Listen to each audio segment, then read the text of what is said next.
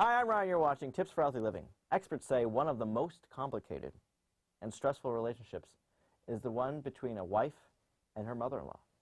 I'm glad mine doesn't have this problem.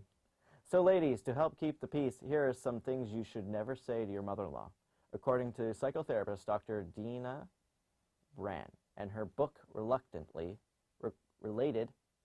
First, never say, "I didn't ask for your opinion." You probably shouldn't say that to any of your mothers. Just a hot tip there, a little side tip.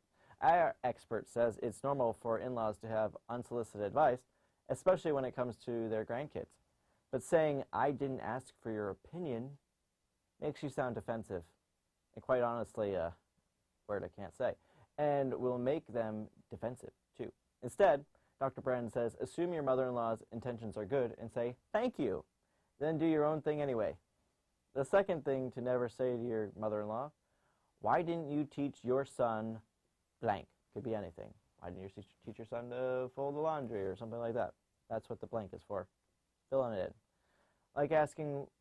This is like asking why she never taught your husband how to be respectful. Dr. Brand says the problem with blaming your mother-in-law for your husband's shortcomings is that it prevents your husband from taking responsibility for his own actions. So whatever issues you have with your husband, they should stay between you and your husband. Seems like a no-brainer. Also, never say this to your mother-in-law. "We're too busy to see you." Dr. Brand says when a parent hears those words, "too busy," it makes them feel like they're being cut out of their children's lives. It also creates unrealistic expectations because they're going to think the moment you're not busy, you'll be over right away. Instead, talk to your husband and come up with a realistic schedule for when you can visit your in-laws. One more thing to never say to your mother-in-law. It's better if your son talks to you. Our experts say it's one thing if there's a private issue that your husband needs to deal with, but he should never do all the talking for both of you.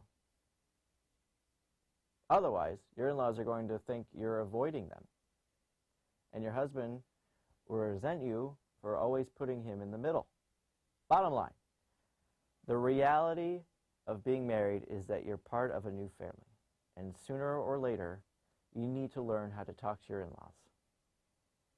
Communication, people. Talk to them, but talk to them the right way and with respect, and they'll treat you with respect. I hope you found this helpful. Thanks for watching Tips for Healthy Living. I'll see you next time.